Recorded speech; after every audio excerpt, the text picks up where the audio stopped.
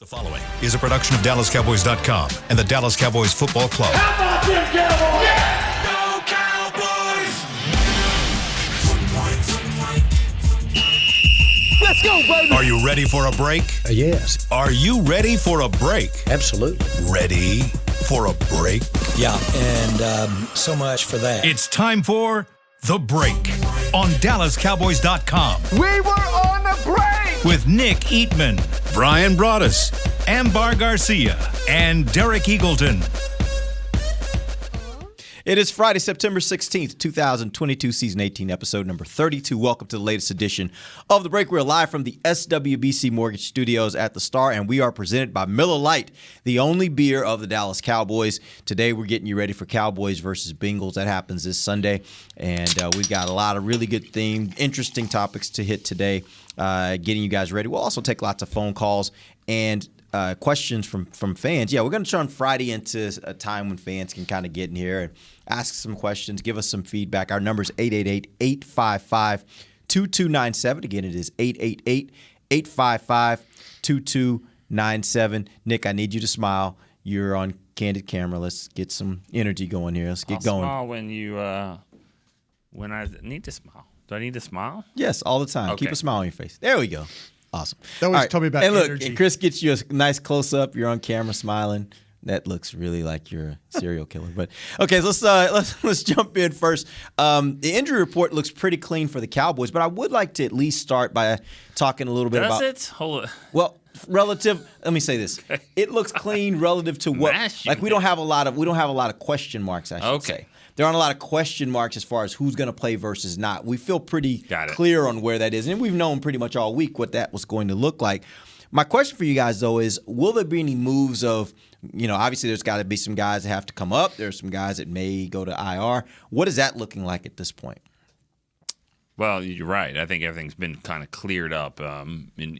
Michael Gallup obviously is not going to play, and we pretty much knew that, and that's been confirmed. And some of the other guys that are on there, we'll see that they're going to make some moves later on. They might move some guys to IR. That they've got to put a couple of these practice squad guys probably on the team. So they've got some shuffling, but as far as players that we don't know about, I can't think of anything right now that's a question mark heading into the game. Who do you guys think is the most likely or are the most likely candidates to maybe go to IR if they're going to make that kind of move? Curse.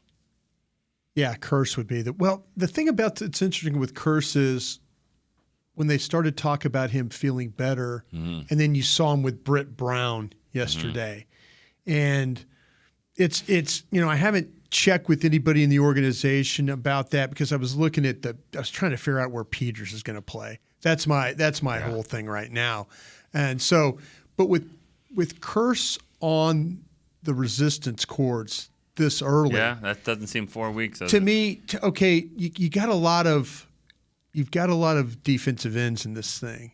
So was Basham a guy that if you needed a spot that you could put on the injured list there, bring him back in 4 games, kind of a thing? Basham, Yeah, I was thinking, McGovern, the high ankle. Anytime you say the word high ankle around me, I'm thinking, why don't you just break it? Because high ankle.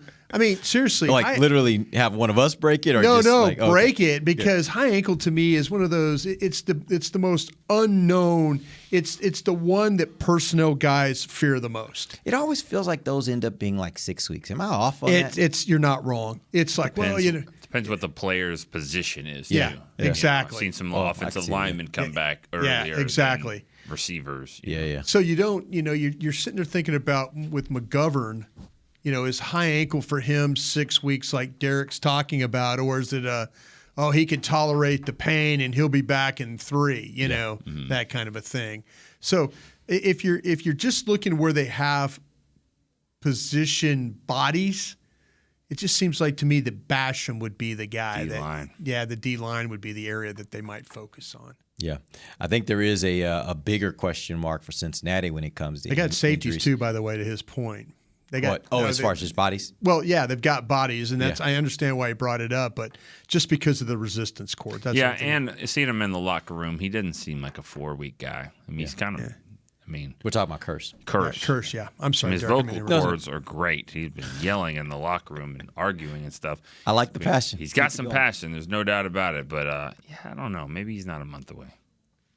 Let's talk about a question mark for Cincinnati. T. Higgins, one of their starting wide receivers, valuable to their offense, obviously. He was limited in practice on Wednesday. Didn't practice on Thursday, but they did mention it was a non-illness related type thing. Is there any news that you guys are hearing on that, on where he is there? But I will, and go ahead. Yeah, no, we did a podcast last night with a reporter from Cincinnati who covers the team, and he didn't have a real clear understanding of where that injury was. Now he's saying questionable. We'll see, but it wasn't like that. He was like, "Oh no, count on Higgins playing this week."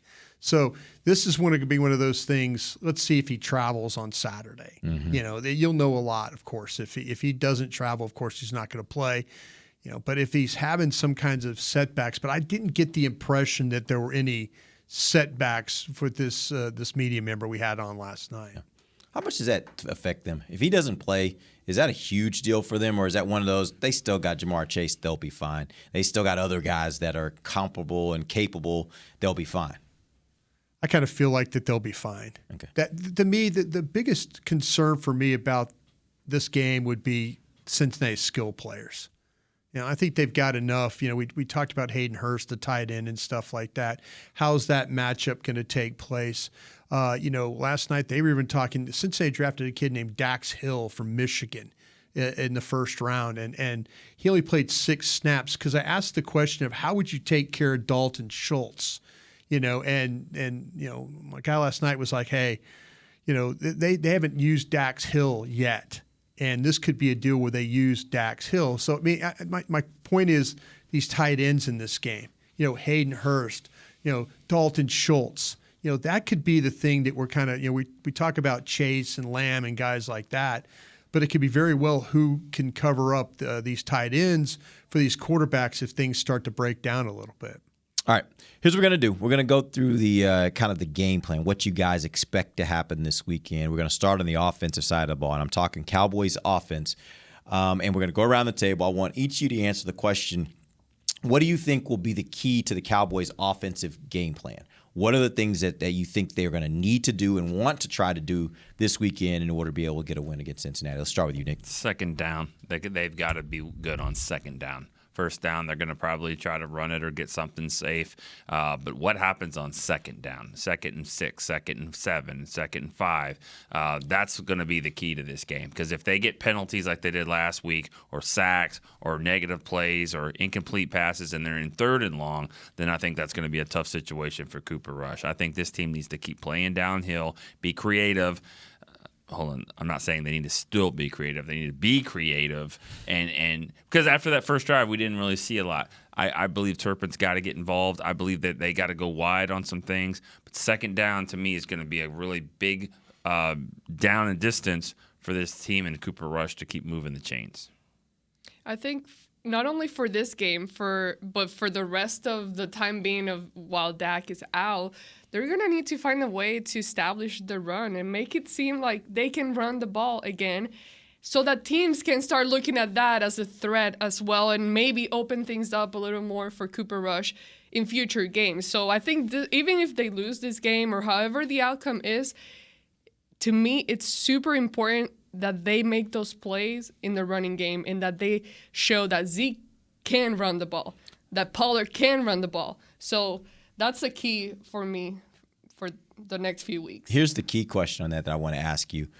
You say they need to be able to run the ball. Let's assume that they're running the ball, but they're not really getting as much. Are you saying that you think they need to stay committed to the run regardless of the outcome, or are you saying they got to be good at it? And if they're not good at it, then they got to just move on and do whatever they think they can do to be successful? I think I would like to see how that looks, because sometimes I think that they are not committed, and that causes a problem. Mm-hmm. But then we talk about penalties, and that's something that Brian has mentioned too, how much, and we all know how much that affects the flow of the game, how you can have a nice little run, and then all of a sudden you get a penalty, a callback, and then that throws you off. So 2 keys is figure out the penalties, try to clean up your game, and by doing so, stay committed to the run. Let it see how it actually goes, because I truly don't think that they're going to be able to win many games with Cooper Rush arms. One arm. So that's my thing. I would like to see them stay committed, even though if it's not going too well, let's just see. Let's just see if they pick it up. Yep. Yeah, I think they both have got this thing right, and especially when Nick was talking about the penalties. That, to me, that the first thing that popped in my mind, if you're committed to running, and Ambar mentioned it the right way, is that Ezekiel Elliott had a run in a game the other night where it was 7 yards on first down. Mm-hmm. So you're 2nd and 3. And then Steele gets a motion penalty, so it's now 2nd and 8, and now you're throwing, and then you're off the field. Exactly. Kind of at the field. See, if you're going to be committed to the run, you can't have penalties. You just can't. You can't have pre-snap penalties. You can't get holding penalties. You can't make it where all of a sudden you're having success 5, 6, 7 yards a shot running the football. Then all of a sudden it's like, oh, we had a holding penalty. Oh, you had a legal procedure penalty. Oh, you had a tripping penalty. You know, those are the things that throw off the rhythm to the game. You know, and I think they have to be committed. I think Mike McCarthy last week in that football game when Dak was going bad should have just clicked over to Kellen Moore and say, keep running it. Keep running it. Just keep running it here. We'll figure it out. We'll get the quarterback back in rhythm. Just keep running it here a little bit. Let's get a little momentum. Let's try and wear them down a little bit. Let's get them on their heels a little bit. You know, and it never got to that point. You know, it was because of the penalties. You know, you get a little momentum, and then all of a sudden you get a big penalty. I think that's the absolute key for this football game. If the Cowboys get 9, 10 penalties offensively again, they're going to lose every single time. Yeah. They can't drive the ball and not make mistakes. That's what teams know. Mm-hmm. Teams are like, yeah, let Dallas try and drive the ball. But it's going to be for Cooper Rush to at least maybe open some things up. The run's going to have to happen. Yeah, it's kind of annoying, honestly, to sit here and talk about them needing to run because they have to. But I think that like they're not built that way, and it's like they want to be a run first team.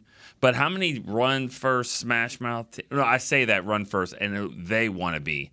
I think there's a disconnect between what like Jerry and Steven and maybe Mike want to do and what Kellen wants to do, because I think they like to throw it a lot. They'll say they want to run the ball, but yet they want to be a run first team with no fullback, with center that's pretty light in the ass, the guard that's not a mauler. I mean, like they want to be this run team like they were 6-7 years ago, but they don't have the personnel to do it. And now when they really need to run, you're like, well, you really think you're just going to line up and run over people? Yeah. Who's the fullback? Who's doing it? Yeah, that's certainly not Zeke blocking for Pollard and and vice versa. So I don't know. I kind of feel like though that to your point, it's they want to be a physical team and they want to be a gritty and nasty team, right? And they're really not built like with Ron Leary playing left guard and Tyron Smith playing left tackle, and even Doug Free is was a nasty type of a player. But yeah, there's some spots. But to me, as much as I believed in Dak going into this game, now I want to believe in Ezekiel Elliott. I want to believe that he is, Amber said it the best. Load him up and go. And I don't have time for, just whatever you have to do to move the ball with your players, do it. If it means using them too much, do it. You've got to figure some things out here. But, Nick's right. Do they play with grittiness? Do they play with toughness? Do they play with physicality? No, they don't always do that, but they talk about it. Right. They just don't have the personnel that is it. Except with the right guard, I think he can play either way. And what sucks is that if I'm the Bengals defensive coordinator and I'm looking all throughout this week, looking at the film, studying the opponent, I can't think of anything that would scare me from the Cowboys offense. Yeah, there's nothing that I'll be like, this guy might be a problem. We need to keep an eye on him. Like, I feel like every player, you can figure out a way to take him out. CeeDee Lamb, Zeke, and I'm a huge fan of Zeke, and I know his skill and everything, but even then, like, there's literally nobody other than the only player, Zach Martin, but that's not going to ruin your game whatsoever. How accurate do you think Cooper Rush could be in this football game? How accurate do you think he could be throwing the ball?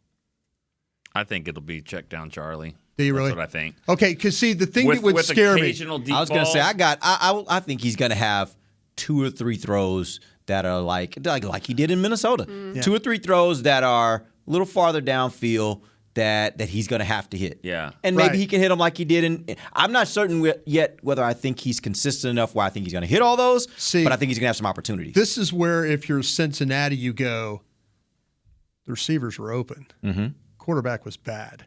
That's the thing that would scare you. Yeah. That you would say, damn, they missed some throws. Yeah. QB missed some throws in this game. We got to be better than that. Receivers dropped some passes. Yeah, exactly. So I mean, like I say, the ball that went to the flat or outside, when you had the deep over that wasn't covered well, that could have been a huge play. Some of the window throws, maybe with Noah Brown and CD.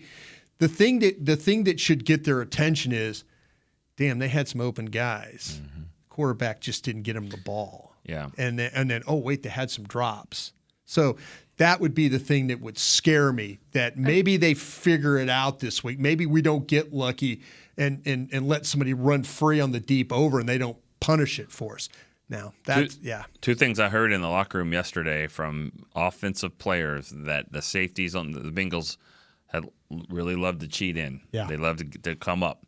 And that's something that I think they're going to be tested early in the game about. Yes. Yeah. And at least the attempt. Yeah. Yeah. And, hopefully you use your speed. You talk about who scares you. I mean, you're right. Nobody really scares you, but speed always scares you. And I mean, that's something the Cowboys, that's why I keep harping on it. I'm not saying Turpin is the next Tyreek Hill, but he's the fastest guy you've got.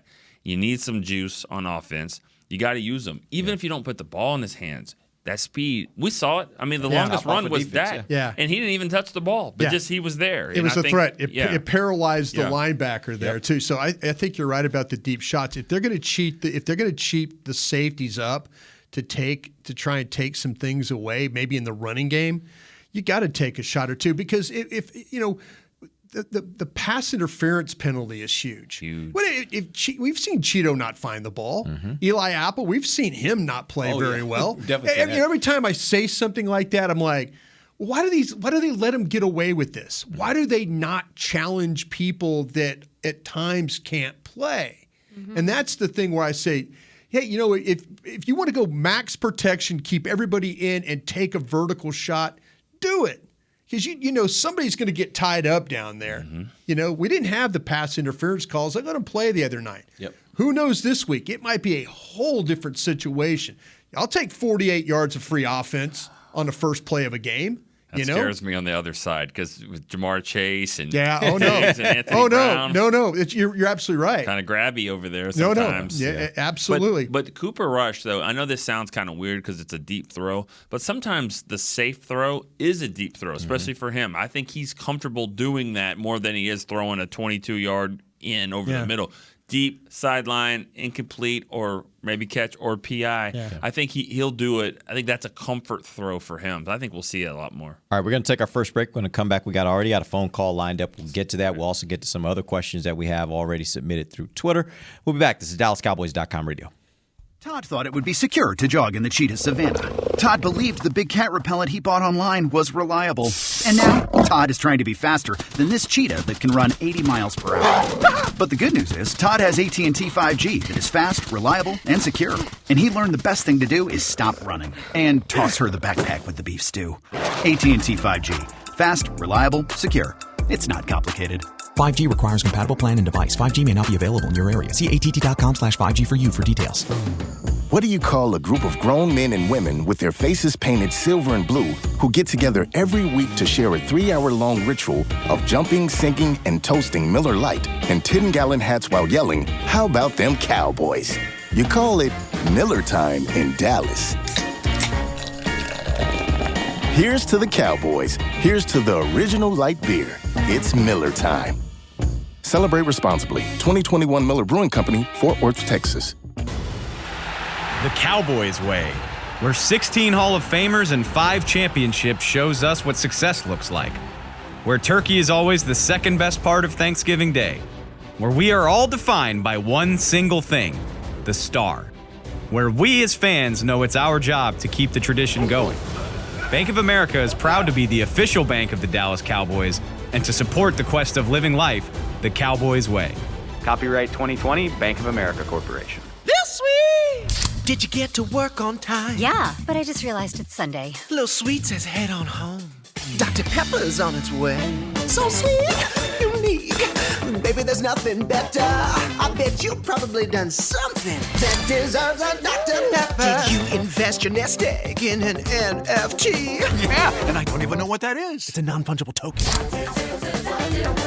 Everyone's on something that deserves a Dr. Pepper. Back to the break.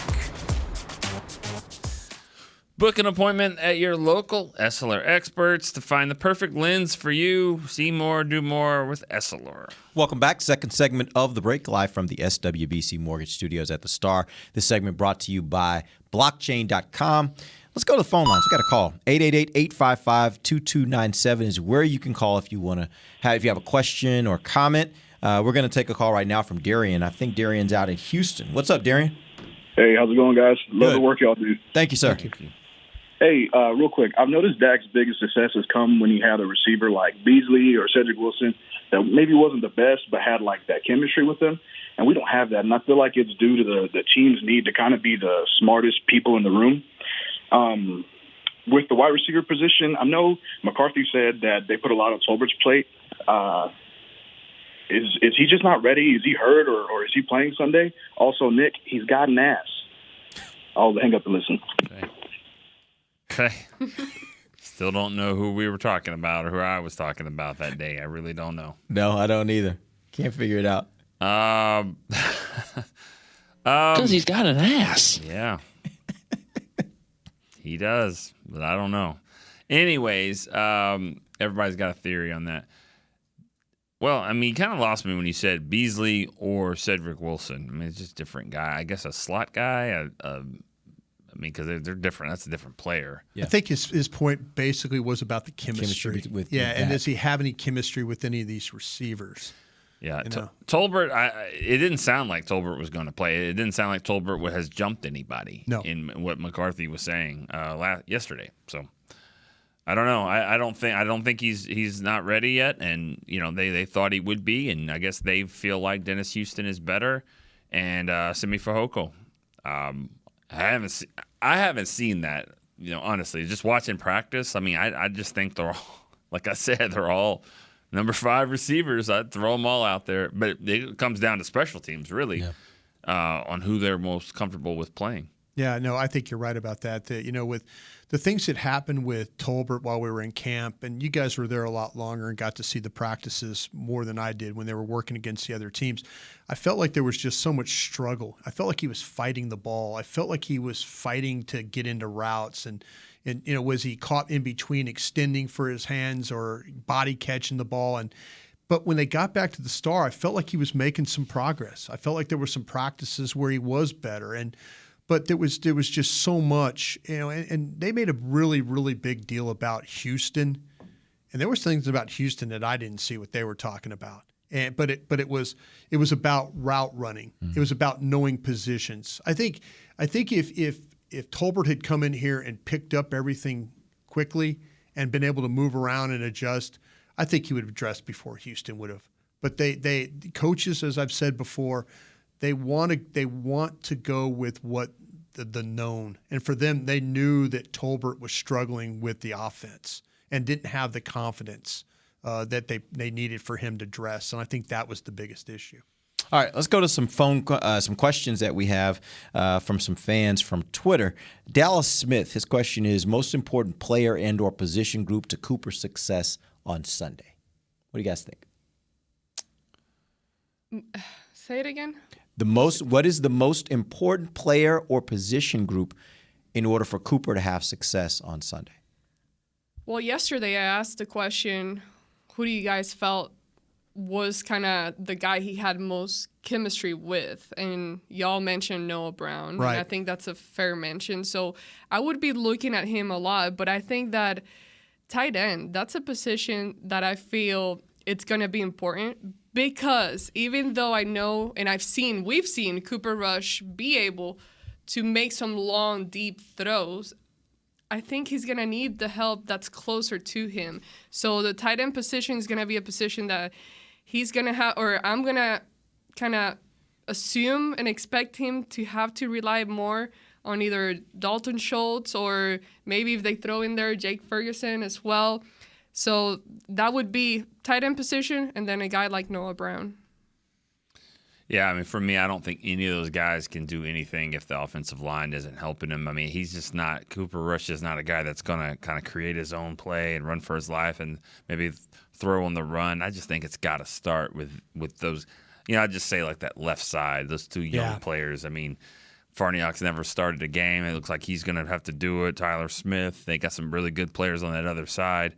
Everything you want – everything we want this team to be – built strong, tough, nasty, gritty, all that. That's what the Bengals defense is. Mm-hmm. That's what they are. They're a lunch pail type team. So those guys are going to have to come to play over there. I mean, so I'm going to say the left side of the line, the whole line, but the left side for sure. Yeah, Nick's absolutely right. I think you can't let Trey Hendrickson wreck shop in this game. You can't let him have a 3.5 sack game. And because with Cooper Rush, protecting the ball in the pocket, who knows if he starts thinking too much and then all of a sudden he gets hit, ball comes flying out, ball's now on the Dallas 38-yard line going in. Those are the things. But Tyler Smith is going to have to play, I think, another really solid game. If I could focus on somebody other than a player, I think Kellen Moore is going to have to help him in this game. I really do. I think the way that Kellen and the offensive coaches tailored the game plan, don't go away from something that's working for Cooper Rush. Mm-hmm. Don't be creative to the point where, okay, we have to figure out how do we get Pollard the ball now. I mean, in a way of double reverses or whatever. Kind of pick and choose how you do it, but try and find some things in this football game early, especially that Cooper's, good confident pass. That Dalton Schultz, another good confident pass. Oh, a Zeke 5-yard run. Kind of find things and then mark those on your call sheet. It's the things you can kind of come back to. Until the Bengals stop them, I just keep running plays that work for Cooper Rush. Mm-hmm. Players are huge. Coaching matters in some of these games, and you got a guy that has won a game in the NFL as a starter. He's got that confidence. At least they know he can do it. So that's what I would say. It's actually interesting. You mentioned Kellen Moore. Mike McCarthy in his press conference today mentioned Kellen Moore and said that one of the things he said was he thinks they have to be smarter in their play calling and that he's been a little more involved this week in some of that preparation. That's something, honestly, I've been wanting from him more and more is like this is a guy that has a lot of experience and some success, some real success as a play caller in this league. So if you got a guy who is younger, which Kellen, we forget sometimes how young he really is in his coaching career. You got a guy that's a little younger. He's having some issues sometimes. Maybe having that experience of Mike McCarthy kind of infusing a little more into it. I think that's one of the values you got from hiring him. So get it to the team. One of the experiences I had when I was in Green Bay, and it was a long time ago. I'm sorry I'm being an old story here, but Mike Holmgren would have problems sometimes calling. He'd get in a rut, and he would turn it over to an Andy Reid, or he'd turn it over to another coach to call a series or two, just to kind of reset what was going on. Make him rethink things. And I appreciate the fact that Mike wants to jump in and help. I really do. I mean, Mike, in Green Bay, say what you want, he had a great quarterback and all that, but he was a play caller for a long time. And sometimes you sit on the sidelines, you're watching, and you're going, if it was me right now, this is what I would do. And and as a head coach, you have that ability to click over and tell him, "Hey, listen, young coach, right now you need to think about this. I'm about to I'm going to go for it here. So have 2 plays ready, and just kind of be involved in it that way. And maybe he does. I don't hear everything that goes on with the headset, but I think Mike being more involved could absolutely help Kellen Moore. If the Bengals take a 13-play, 84-yard drive down the field and score, I mean. That's what I don't know if Kellen Moore is thinking, hey, we gotta get a couple first downs at least and kind of get our defense back. But that's where Mike McCarthy's got to do that and say, hey, I mean, understanding the game. I just saw Micah Parsons. He's gassed. You were over here talking to Cooper Rush, which is what you're supposed to be doing. But this defense is gassed, and I don't want to have to call 2 timeouts the next time because so let's get the play clock down a little bit. Let's run the ball. The really good coaches know the condition of their team, and I'm giving the Giants some credit for what they did against Tennessee. Brian Daboll, the coach, he's like, I can't send my defense. I got to end this game right now. 2 point. Cincinnati the other day could have ended the game against Pittsburgh after driving through. Pittsburgh was on their heels. Yeah. Sometimes you have to. Your University of Texas program. Sometimes you have to know the condition of your team in order to get the win, and sometimes coaches don't do that. Yep. All right. Speaking of Tennessee, let's actually go to the phone lines. We got a call from Bob out of Nashville, Tennessee. Bob, what up? Hey, y'all. Hey, great show. Love your show. Thank you. Hey, and I completely agree about running, maybe some short passes, dinking and dunking to help get the offense moving, getting some first downs. But just as a general question, it seems like our philosophy over the years has been really reluctant to go deep. And I'm with Nick on this. I think every once in a while we need to send somebody on a 9 route and just, back the defense off a little bit, which might open some things up for our receivers. I mean, are you seeing that as well? I know the fans seem to think that, but just want to ask that question. Thank you so much. Thank you. Yeah, I've said it for years. You've always asked for speed. I always wanted that speed guy. You always wanted the speed guy. Because in my mind, it's not a 50-50 ball. It's not. And I'm talking about being at the 30-yard line, throwing it deep to the other 30, let's say. That's a 40-yard play. It's not 50-50. I think there's a 30% chance he can catch it. There's a 30% chance it could be incomplete. And you could probably get, the other 40% is a PI. Yeah. So it's more than 50-50 that you can have the ball down there. And then not to mention the other things it does. Pushes them back, shows the threat, opens up the running game a little bit, chance for a big plays, all that. So, yeah, I don't think they do it a lot. I agree. I don't think it's part of the game. It may not be Dak's favorite thing. I mean, we've seen Dak throw it and connect, but it's also about playmakers to go get it. Not always open. It's not just having them beat at the line of scrimmage and just drop it in there. You got to get the guy to go up and make the play. Well, they finally gave you the guy that has that pure game speed. Now we can see if they can actually incorporate He's going to have to run by them. He's not going up to make the catch on someone. But that's what he has. I think he has that kind of ability. We saw, what was that against? I think it was when they were practicing against against the Chargers, against LA, where he went downfield and he just flat out just outran the guy. I mean, just completely outran him. And I think that's what you want to see is give him some opportunities. Let's see if he can do that on Sundays against some of these better cornerbacks in the league. Your best guy will do that next Monday night against the Giants. Michael Gallup, that ability to go down, to contort his body, go get it, toe tap on the sideline. Yeah. You didn't think there's any way that he was going to catch it, and somehow he comes down with the ball. But Nick's right. They've never had that guy that just takes the top off, as they say, that can go vertically that way. Yeah, Randall. Yeah. 419. Yeah. All right, here we go. We're going to take our final break. Come back. We got more questions. We'll line them up. You guys keep calling us. 888-855-2297. This is DallasCowboys.com radio. Did you get to work on time? Yeah, but I just realized it's Sunday. Little Sweet says head on home. Dr. Pepper's on its way. So sweet, unique. Baby, there's nothing better. I bet you've probably done something that deserves a Dr. Pepper. Did you invest your nest egg in an NFT? Yeah, and I don't even know what that is. It's a non-fungible token. Everyone's done something that deserves a Dr. Pepper. Todd thought it would be secure to jog in the cheetah savanna. Todd believed the big cat repellent he bought online was reliable. And now, Todd is trying to be faster than this cheetah that can run 80 miles per hour. But the good news is, Todd has AT&T 5G that is fast, reliable, and secure. And he learned the best thing to do is stop running and toss her the backpack with the beef stew. AT&T 5G. Fast, reliable, secure. It's not complicated. 5G requires compatible plan and device. 5G may not be available in your area. See att.com/5G for you for details. Brace yourself for an existential question. Has your butt been having enough fun lately? Have you been treating it well? Has it been going places? If not, then it's about time you start using SeatGeek. SeatGeek is the best way to get your butt tickets to live events. Just ask the thousands of other butts who have rated it the #1 ticketing app. So what are you waiting for? Download the app now or visit SeatGeek.com to get tickets to sports, concerts, and live events and make your butt happy. SeatGeek. Get your seat in a seat.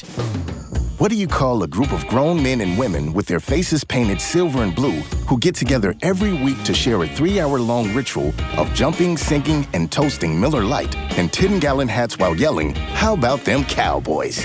You call it Miller Time in Dallas. Here's to the Cowboys. Here's to the original light beer. It's Miller time. Celebrate responsibly. 2021 Miller Brewing Company, Fort Worth, Texas. Back to the break. Come out to the Star on October the 2nd when the Cowboys are taking on the Washington Commanders. You can bring your kids to the first game day minicamp presented by Invisalign from 11:30 to 3:30. The kids can come out and be there with former NFL players, getting some instruction there on the field. Star District here, you had a chance to go to the restaurants, parents do, while the kids are out there on the field during the game. Right. Register your footballer for camp. Visit DallasCowboys.com/academy. Welcome back. Final segment of the break, live from the SWBC Mortgage Studios at the Star, presented by Miller Lite, the only beer of the Dallas Cowboys. We've got about 8-10 minutes somewhere in there left in the show. We got a few questions we're going to try to get through, and we're also going to get some predictions here from the crew. Last week it was across the board. Everybody picked the Cowboys. We'll see what it looks like this week in week 2. But you guys stay tuned for that. Let's go back to the phone lines. We do have a call from Kevin in Uniontown, Ohio. Kevin, what up? Good, guys. Thanks for taking my call. Yes, sir. I just got a quick question. And we all know it's going to happen, we just don't know when in the game, when Kellen Moore stops running the ball and just goes 100% passing, will Mike McCarthy actually step in to stop that? And does he have the ability to do that, or somebody else up above prevents him from doing that? I'll hang up and listen. Thanks, guys. Okay. Can I say something real quick? Because I had somebody else say this to me. It was a friend of mine that was like, "Man, I think Jerry's just up in his thing, just talking to the coach and in the coach's ear." Let's be clear, guys, and I just need everybody to understand the logistics of that.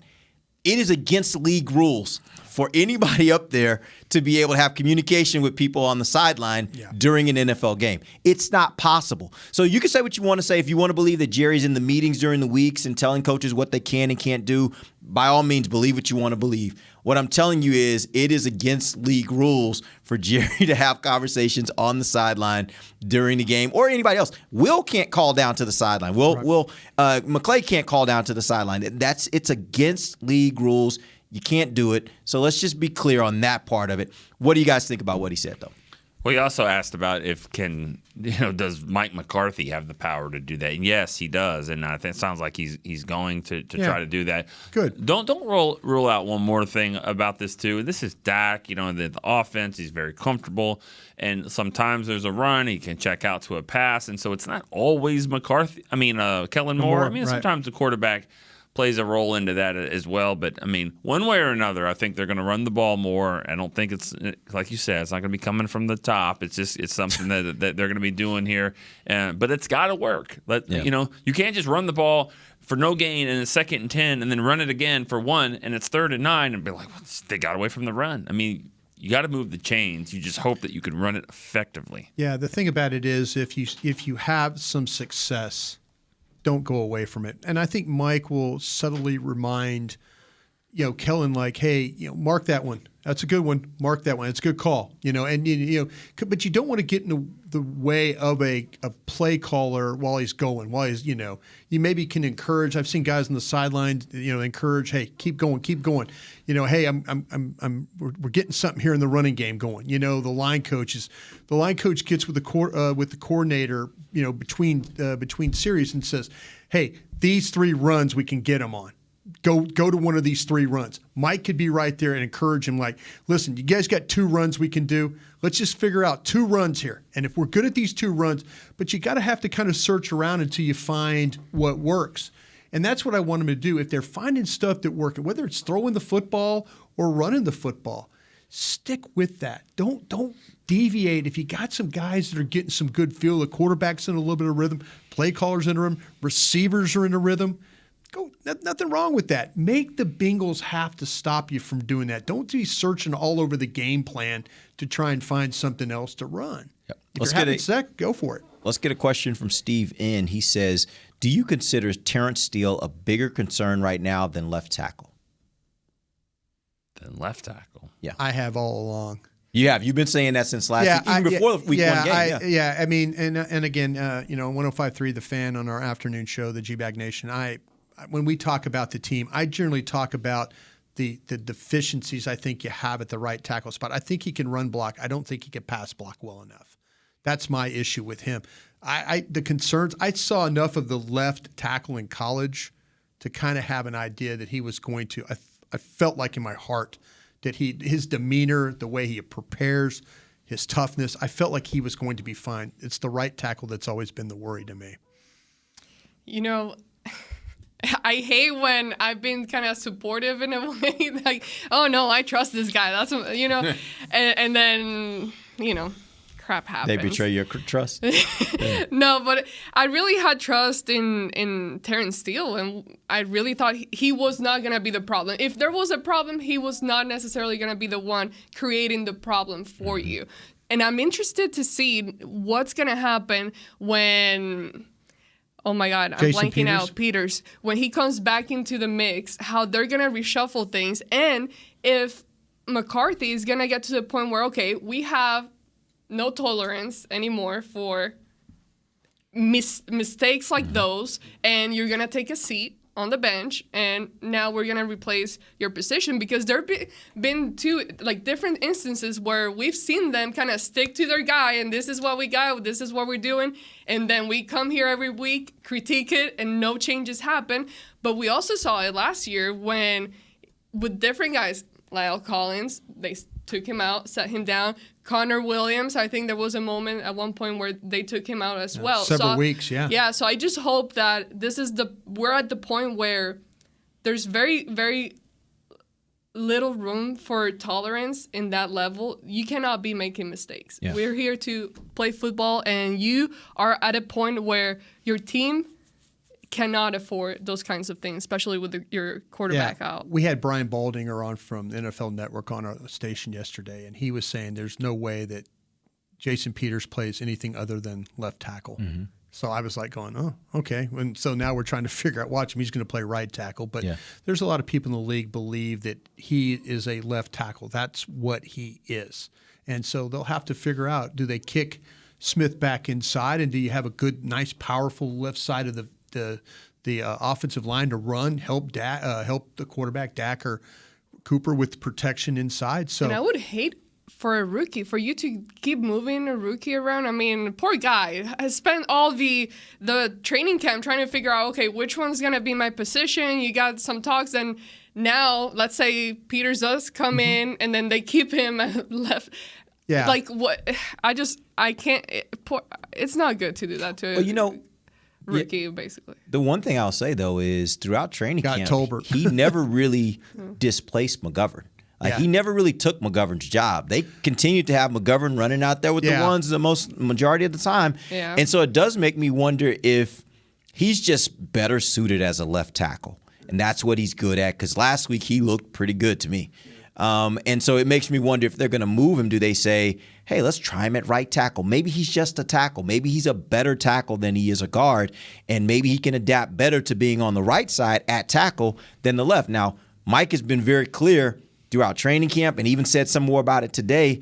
You know, with a young guy, sometimes you really just kind of keep him you want to keep him on the same side. They've always called him a left side player. Yeah, so he's a left side player. So from that standpoint, that flies in the face of him being the one that moves over to the right. So they may be saying at the end of the day, we're going to deal with Terrence Steele being our right tackle, because we're going to keep this guy on the left side. And either he's going to stay at tackle and we're just going to hold Peters on the sideline, or we'll kick him in the guard and put Peters at tackle, and here we are running that way, you know.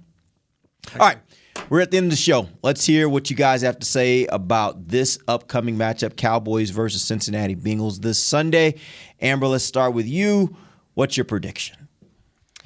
I believe in miracles. But this is not the week for a miracle. I say that for the Rams game with Dak playing, something like that. Yeah. I just, I can't picture it. I cannot picture them, because so many different elements that were going wrong last week. Now you don't have Dak in. I've seen Cooper Rush be capable. We've all seen it, him be capable to win a game, but I just don't think that the offense is going to be able to pull it all together in just 1 week. They're going to have some issues. I do think that you're going to have to rely a lot on Brett Maher kicking some field goals and scoring that way. The defense is going to be playing hard, and I do think they'll be able to help your offense, but it's just not going to be enough. Cowboys lose at home, week 2. I would say something like 25-15 or something like that. Okay. Brian? Yeah, I am not from the state of Missouri, but I still need you to show me. And I just think it's going to be. I like Amber. I want to believe, and if you do get everything that we've talked about, a Mike McCarthy helped program, if they do find some plays to hang their hat on, maybe have some success. And I think it's going to be difficult. I think the Cincinnati Cincinnati's offense presents a lot of problems. But I think the Dallas defense is pretty good. I got Cincinnati winning this one 23-13. Okay. Well, I've got them making the extra point, Brian. So I have 23-14.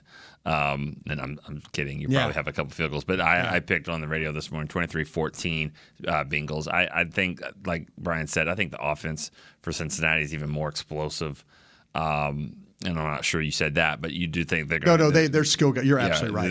They're going to be a little bit more of a problem. And I think the Cowboys offense will play better, but I don't think they'll play that much better. And, it's just like you said, you got to show me, and, and we're from Texas, and we're the Lone Star State. And right now, Micah Parsons is really like the Lone Star on this team. And I don't know if he's got enough to carry him. So I'm going to say Cincinnati. I won't be shocked if the Cowboys hang in there and play better and maybe have a chance, but it doesn't look good right now. Yeah, I'm about as optimistic as anybody on this show, and I just have a hard time thinking they're going to go from last week where they played an offense that was probably tougher and a defense that you look at what Cincinnati was doing. Their run defense is equally as good, if not maybe even better. Who knows? But looking at all that, it's hard for me to think that after you get the production you got last week that you're going to come in this week against this team and you somehow are going to play better without your starting quarterback.